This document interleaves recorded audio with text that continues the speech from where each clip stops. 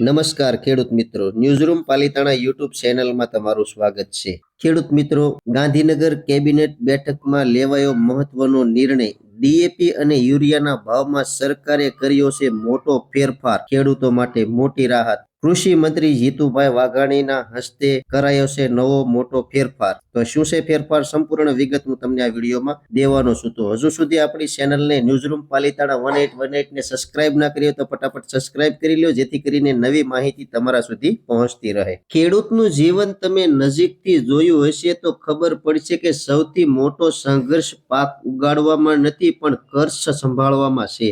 બીજ, પાણી, મજૂરી અને ખાતર બધું જ મોંઘું. ક્યારેક તો એવું લાગે કે પાક ઘરમાં આવે એ પહેલા ખિસ્સા ખાલી થઈ જાય. એવા સમયમાં 2026 ની શરૂઆતમાં આવેલી આ યોજના ખરેખર રાહત આપનારી છે. ડીએપી અને યુરિયા ખાતરના ભાવમાં ઘટાડો 2026 મુજબ હવે કરવામાં આવ્યો છે. આ નિર્ણયથી ખેતી ખર્ચમાં સીધી બચત થશે અને ખેડૂતો માટે આવનારી સિઝન થોડી હળવી બનશે.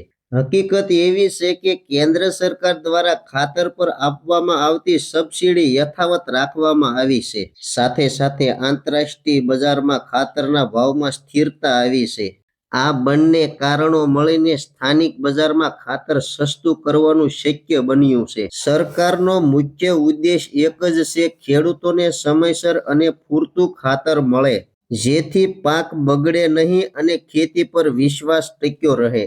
ખેડૂતોને આ અપડેટથી શું ફાયદો થશે? ભાવ ઘટતા ખેતીનો કુલ ખર્ચ ઓછો થશે. ખાસ કરીને રવિ અને ખરીફ સિઝનમાં ડીએપી અને યુરિયાનો વ્યાપક ઉપયોગ થતો હોવાથી આ ઘટાડો ખેડૂતને સીધો જ ફાયદો આપશે. નાના અને મધ્યમ ખેડૂતો માટે આ નિર્ણય ખાસ મહત્વનો છે. જે ખેડૂત અત્યાર સુધી ખર્ચને કારણે ખાતર ઓછું નાખતા હતા, હવે તેઓ જરૂર મુજબ ઉપયોગ કરી શકશે. આનો સીધો અર્થ એ છે કે સારો પાક અને વધુ આવકની શક્યતા બને છે. નવા ભાવથી ખેતી પર શું અસર પડશે? સસ્તું ખાતર એટલે માત્ર પૈસા બચાવવાનું નહીં, પરંતુ ખેતીને વધુ મજબૂત બનાવવાનું છે.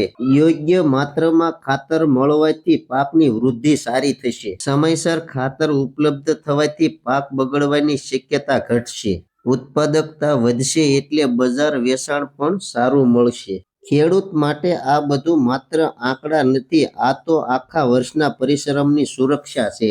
રાજ્ય અને વિસ્તાર પ્રમાણે થોડોક ફરક પડી શકે છે, પરંતુ એક વાત ચોક્કસ છે, હવે ખાતર પહેલા કરતા સસ્તું મળશે. ભાવ ઘટ્યા પછી ખેડૂતોને સૌથી વધુ ડર એ છે કે ક્યાંક ખાતરની અછત ન પડે. આ બાબતે ધ્યાનમાં રાખીને સરકારે રાજ્ય સરકારને સ્પષ્ટ સૂચનાઓ આપી છે. ખેડૂત મિત્રો, આશા રાખું છું કે માહિતી સંપૂર્ણ તમને આગળ વિડીયોમાં આપી સમજાઈ જ ગઈ છે. માહિતી તમને કેવી લાગી કોમેન્ટ બોક્સમાં કોમેન્ટ કરજો. ચેનલમાં નવા છો તો ન્યૂઝરૂમ પાલિતાણા 1818 ને સબસ્ક્રાઇબ કરજો, જેથી કરીને નવી માહિતી તમારા સુધી પહોંચાડતો રહું. હવે મળશું એક નવી માહિતી સાથે. ત્યાં સુધી બધાને જય જવાન, જય કિસાન, ભારત માતા કી જય.